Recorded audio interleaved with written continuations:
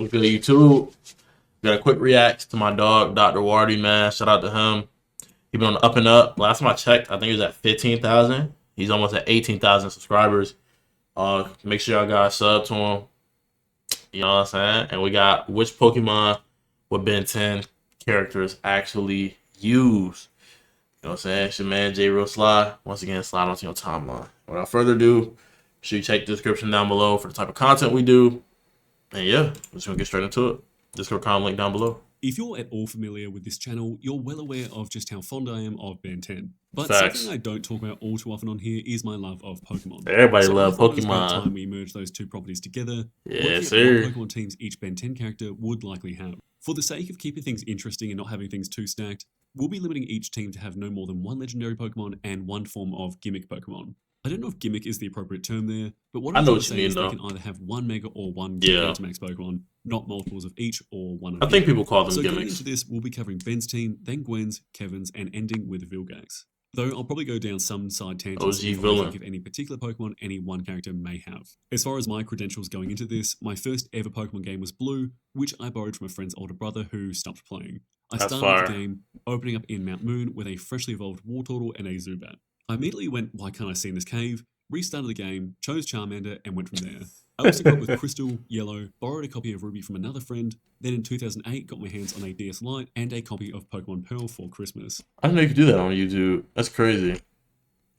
Real ones know I play Pokemon Ranger. If you know about Ranger, comment 33 down below. From then, I've Ranger pretty was much kept tough. up with the series, but have missed one or two entries here and there. And getting into Ben 10, I watched the series from when it released, and then I have a whole channel that's nearly entirely dedicated to Ben 10. So getting into things and starting with Ben, I really want to strike a balance of Pokemon that could be an approximation of his aliens, and at the same time, give him aliens that represent him more generally outside of giving him literal one-to-one replacements Yeah. of each alien. In saying that, it is hard to look past Machamp as our first member of the team. For The forearms. four-armed fighting type Pokemon is just such a perfect fit for Ben. Yeah. Particularly a 10-year-old Ben who so clearly He favors spams forearms over too. all of his other classic series aliens. And I think, considering he's a trade evolution, I think there could be something to do with bickering with Gwen and trading and trust between cousins and then things working out, you know? Keeping on theme with Pokemon that need to be traded to evolve, we have another Gen 1 Pokemon in Pardon Gengar. me? My personal bias is coming into play here. Gengar's my favourite Pokemon and has been as long as I can Gengar is remember. tough. Especially since nobody I knew That'd be had Ghost any type. link cables growing up, so we couldn't get any of the Pokemon evolutions that required a trade.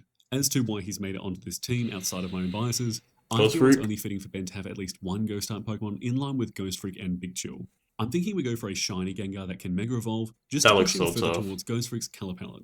Then I'm thinking Magmortar next, following a similar thought process to why I chose Machamp. He's sort of the closest approximation to Heat Blast, E-Blast. just felt fitting. And moving away from these one-to-one Pokemon to alien choices, we have Hariyama. Unique. For people who may not be so This is like my favorite Pokemon from the Alolan region, bro. I remember I had him fight the Kahuna. familiar with Ben 10 as a series, Ben is absolutely sumo obsessed. Sumo With him being a massive Slammers. fan of everything sumo Yeah. slammers. This multimedia franchise spanning video games, TV shows, trading cards, and all of that, much like Pokemon itself. So it felt only right to include the sumo Pokemon on his team. I can really picture a younger I Ben like that. absolutely frothing this Pokemon. And on personal interests of Ben, it felt only fitting to include Cinderace on here too, especially because I like that This was my starter from the Galar region, bro.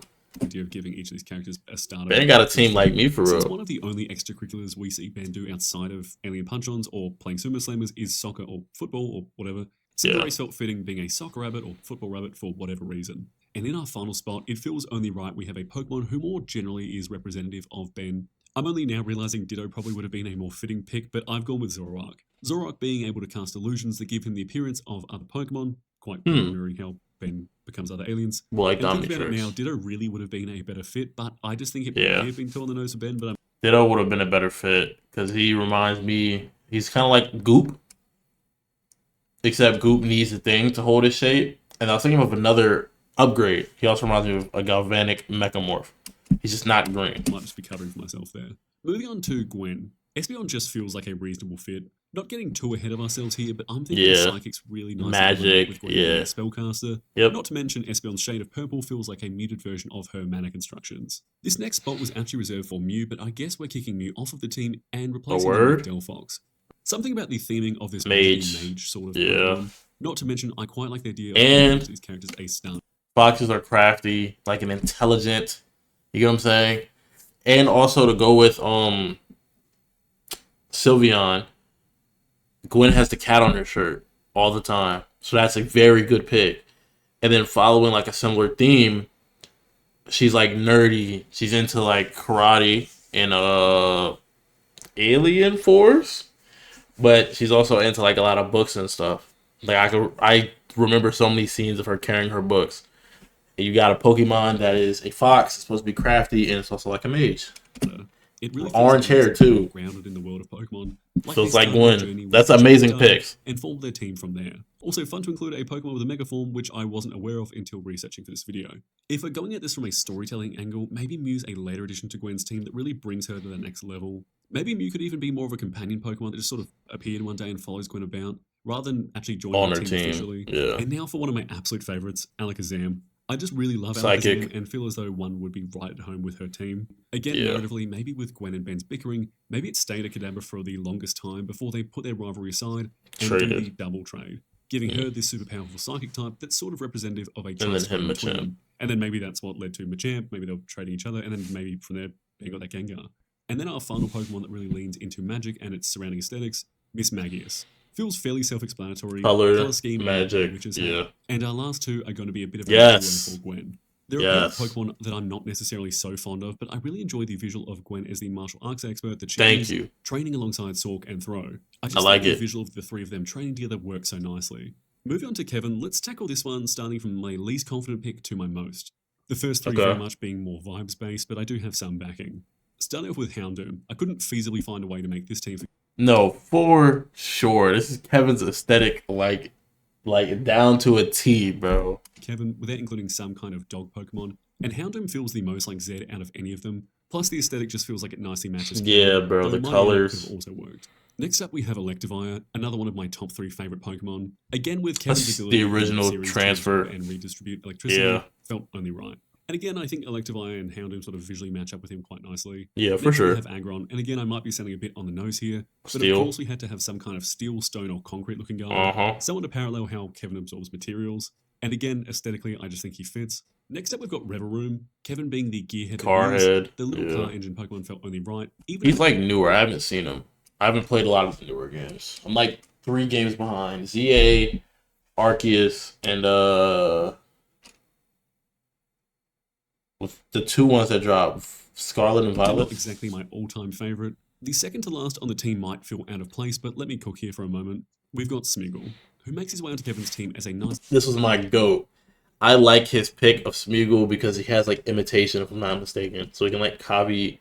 I think it's either a trait or like a move of an enemy Pokemon. Little parallel to Kevin with his signature move, Sketch. A move that permanently copies the last move used by the opponent, meaning Smeagol can copy anything he sees. Kind of like how Osmosis can absorb the abilities of others. And speaking of his relationship to others in series, we've got Type Null, the synthetic normal type Pokemon that acts as a weapon to counter legendary Pokemon, which very much feels like Kevin's position, literally being used as a weapon against Ben by the Rooters during the Omniverse flashbacks. And onto our last trainer, I did consider Max, but this one just felt like the perfect way to wrap things up. We've got Vilgax. I've actually got 3 different ideas for his team composition. Coming back to that idea that some of these are sort of based in a narrative, what if we have Vilgax cycle through teams of Pokemon throughout the story? So let's start with the team we'll introduce him with. Now, this one is very much going to be less cultivated and almost entirely vibes-based. Speaking through it a bit, I'm thinking we give Vilgax Metagross and Hydreigon, acting as his 2 heavy hitters. And then Grapnel, I kind of see it. Tentacruel, Octo. Keep all of them have like this feeling of like extra limbs. 2 arms, but the arms have faces on it, and then you have these things moving in the background. Multiple arms. Sea vibes. I see where you're going with Those this. 4 being purely chosen because they're all sort of squid octopi looking guys. Yeah. Then I'm thinking Vilgax comes back in a big way with a brand new team tailored to counter Ben's Pokemon. Here's where I'd quite like to get Hard you counter. especially on which Pokemon he'd use to counter each of Ben's team. And then after losing a second time, maybe he locks His all own Pokemon original in storage or even abandons them. And then again, I'm thinking this sort of third act for Vilgax from a more story perspective and less assembling a specific team. I can see Vilgax sort of filling a Giovanni role, using Mewtwo for personal gain. Maybe if we are going down that direction, the only Pokemon he has on his team is Mewtwo this time around, and he could be wearing a modified version of Mewtwo's power armor that looks a bit more akin to Vilgax's technology. And that's really it. I hope you enjoyed my rambling a bit about which Ben 10 character would have what Pokemon. If you've made it this far into the video and aren't subscribed, please consider doing so. Either way, I appreciate you being here. But before I say appreciate you. I'm looking at my upload schedule now. This video will likely end up being, if not the first video for the year, certainly one of them, and I'd like to just say thank you so Okay. much for being here. We started the year with 5,000 subscribers, Thank you, bro. He went all the way up to almost 20. and at time of recording, we're just about to hit 17,000, which is such a cool I told you. Last time I checked, he was at 15, and now he's almost at 18. I told you. He's growing crazy, bro. He literally came in my stream the other day and was like, I don't know how you do 9-hour streams, bro. Keep doing what you're doing. Like, he's a great guy, bro. feeling. I tend to try and Subscribe keep to each my of these videos dog. reasonably self-contained packages, but I might just jump in at the end here and there and have a bit of a post-video chat. On Yeah. that, I might not be getting back to every single comment, but I do try my absolute best to make sure I'm reading every single one, and we'll continue to do that up until a point where I won't be able to manage it. And I just want to Yeah. say a huge thank you to everyone who's been watching, whether you've been watching for the last couple of years, back when I could hardly speak into a microphone, and back before I had this newer microphone, or those of you who may have only been newer to this channel, even finding this video. And a massive Yeah. thank you to the creators I've had a back and forth with. Kuro has been a massive inspiration to this channel, and Kuro the artist, man. I know so much. I used to watch Ben. I'm a huge Ben 10 nerd, bro. People like, and this is the thing that I like about Doc. He's like down to earth, and I know the other creators are down to earth as well. They just have such a big fan base where like, I don't get to interact with them, but from interactions I've had with Doc and like Gray Matter Fanboy, down to earth. And to see that he's interacted with these creators, and now he is one of those creators. Like when I think of Ben 10 content creators, I think of Kuro and the Ink Tank. Let's put the whole Ink Tank together.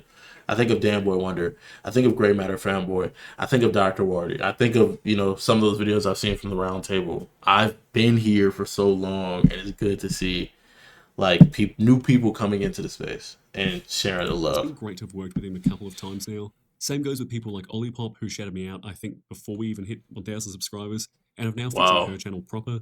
Similar goes with Dan Boy Wonder, Grey Matter Fanboy, Yep. Roman Retro, and Dux, who I've all had the pleasure of I know working with both. here and there. And thank you to my artists, Matt Bits and Galaxy Cowboy, they're just fantastic.